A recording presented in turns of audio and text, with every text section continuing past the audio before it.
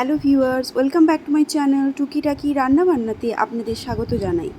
আমার আজকের পর্বে আমি একটা সোয়াবিনের রেসিপি আপনাদের সঙ্গে শেয়ার করতে যাচ্ছি। তো চলুন দেখে নিই কীভাবে বানাই।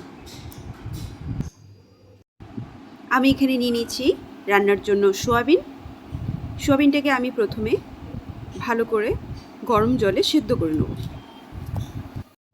আমি এখানে গ্যাসে কড়া বসিয়ে কিছুটা জল দিয়ে দিয়েছি সোয়াবিনটা সেদ্ধ করে নেওয়ার জন্য। তারপরে 1 চামচ নুন দিয়ে ভালো করে নেড়ে আমি সোয়াবিনগুলোকে দিয়ে দেবো। 3 থেকে 4 মিনিট আমি এটাকে সেদ্ধ করে নেব। দেখুন এখানে আমার সোয়াবিনটা সেদ্ধ হয়ে গেছে। এরপর আমি একটা পাত্রে ভালো করে তুলে নেব সোয়াবিনটা তুলে নেওয়ার পর আমি একটা পাত্রে সোয়াবিনটা তুলে নিয়েছি। এরপর আমি এটা ঠান্ডা জল দিয়ে ভালো করে সোয়াবিনটা আমি ধুয়ে নেব। আমি এটাকে 3-4 বার ঠান্ডা জল দিয়ে ভালো করে সোয়াবিনটাকে ধুয়ে নিচ্ছি। তারপর একদম জল চেপে সোয়াবিনটাকে চেপে একদম জলটা বের করে সোয়াবিনটাকে আলাদা একটা পাত্রে আলাদা করে নেব। দেখুন আমি এখানে একদম সোয়াবিনগুলো থেকে চেপে একদম জল বের করে দিয়েছি, সোয়াবিনে যাতে একদম জল না থাকে। এরপর আমি একটা মিক্সিং বোলে এটাকে পেস্ট বানিয়ে নেব। এখানে সোয়াবিনটা কিন্তু একদম ফাইন পেস্ট করিনি, আমি ফাইন পেস্ট করব না, কিমার মতো করে পেস্ট করে নেব মিক্সিতে। তারপর আমি এখানে দিয়ে দেবো আদা বাটা, দিয়ে দেবো হলুদ গুঁড়ো, দিয়ে দেবো লঙ্কা গুঁড়ো, এখানে আপনারা ঝালটা বুঝে দেবেন, দিয়ে দেবো সামান্য ধনে গুঁড়ো, দিয়ে দেবো জিরে গুঁড়ো, তারপর আমি এখানে দিয়ে দেবো বেসন। আমি 2 চামচের মতো দিচ্ছি বেসন, আপনাদের কম বেশি লাগতে পারে। তারপর এখানে আমি স্বাদ মতো লবণ দিয়ে দেবো একটু। দেখুন আমি এখানে এইভাবে শেপ করে নিয়েছি।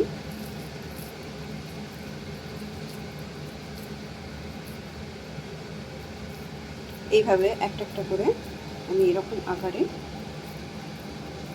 করে নিলাম।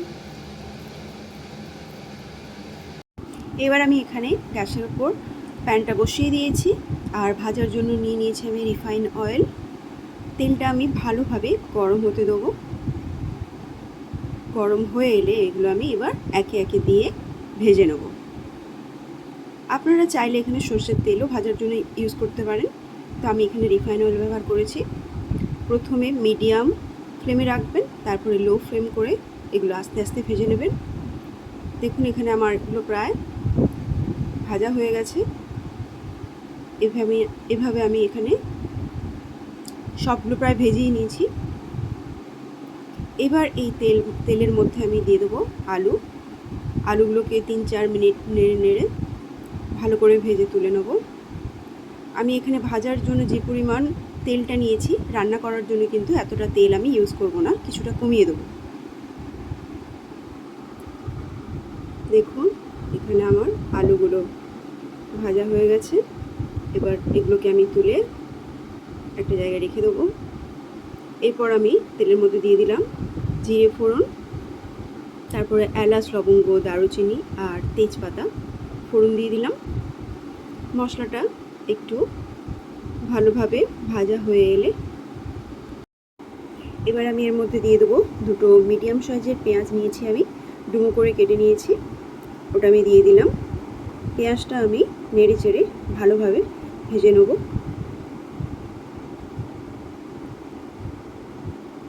তারপরে আমি এখানে কিছুটা লবণ অ্যাড করলাম, তারপরে দিয়ে দিলাম হলুদ গুঁড়ো, তারপরে এখানে দিয়ে দিলাম আদা বাটা,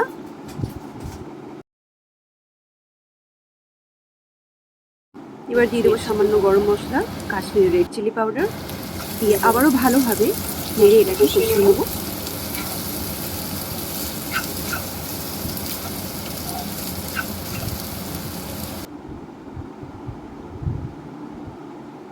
তারপর আমি এখানে দিয়ে দেবো টমেটো সস, আপনারা এমনি টমেটোও ব্যবহার করতে পারেন।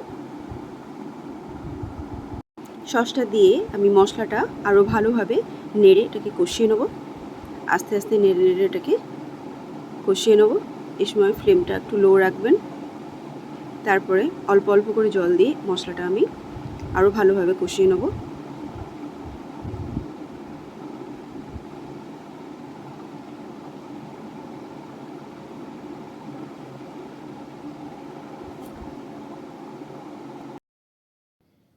এখানে আমার মশলাটা কষে গেছে, দেখুন জলটা শুকিয়ে একদম তেলটা ছেড়ে দিয়েছে।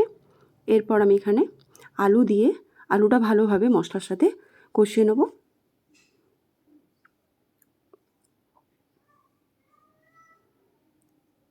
এখানে আমি আলুগুলো দিয়ে দিয়েছি। এবার আলুটাকে নেড়ে চেড়ে কিছুক্ষণ রান্না করে নেব।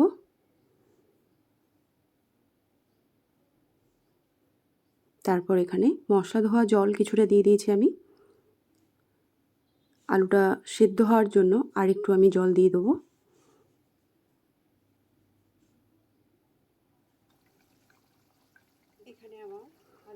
তারপর আরও 5 মিনিট আমি ঢাকনা দিয়ে এটা কুক করব। এখন এখানে আমার আলুগুলো সেদ্ধ হয়ে গেছে, তাই আমি সয়াবিনের বড়াগুলো দিয়ে দিচ্ছি এখানে।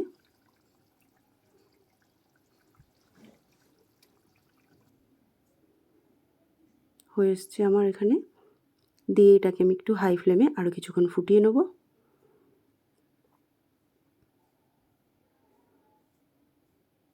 ফুটিয়ে নেওয়ার পর আমি উপর থেকে একটু ঘি আর গরম মশলা ছড়িয়ে দেবো। এখানে আমার রান্নাটা এখন কমপ্লিট হয়ে গেছে। এবার এটা গরম গরম ভাতের সাথে পরিবেশনের জন্য একদম রেডি।